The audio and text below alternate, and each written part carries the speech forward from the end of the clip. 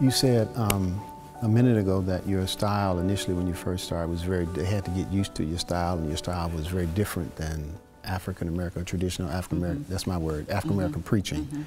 So is that still true, or reflect on your style versus the tradition? I think when I grew up, I heard a lot of three-point Puritan form, right? 3 points, story joke, hoop, hoop story joke, and hoop hoop hoop,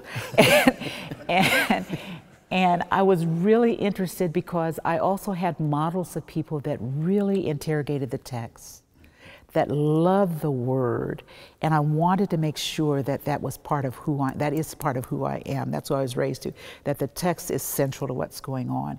And so there are a lot of people that had sound, and people were going crazy for it, but I didn't find God anywhere in the sound. There was a lot of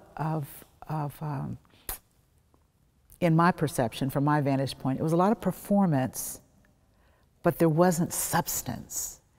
And so it depends on where I was at that time. So understanding that, I started preaching in 1982.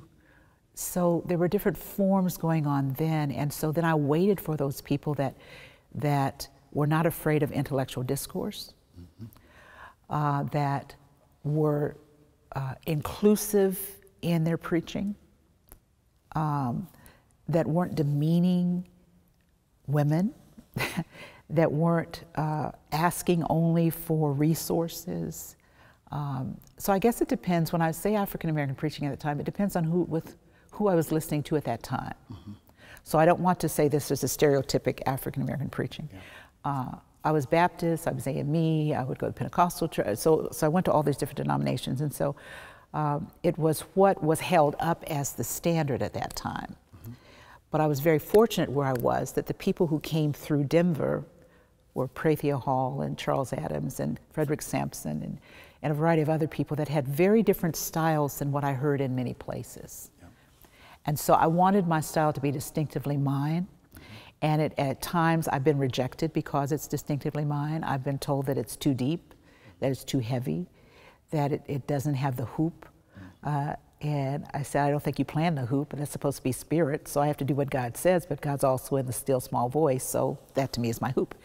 And so it was understanding that I was called to be Teresa with my gifts and not called to be anybody else. So I didn't get in a club, I wasn't in a circuit, I was just doing me, so there's consequence for just doing you.